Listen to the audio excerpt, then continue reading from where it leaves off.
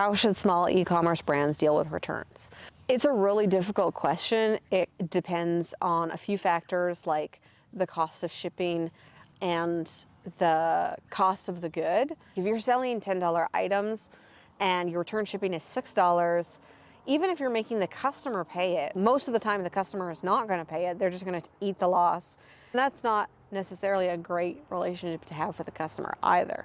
I think for starters, like the idea of having like larger, more expensive products in these brands will become more of a thing.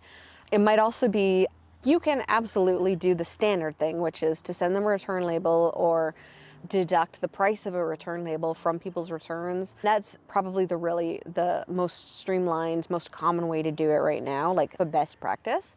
But I like to see some more individual things like Chewy, for instance, is pretty famous for, instead of returning an item, if you got the wrong item, please donate it to a shelter.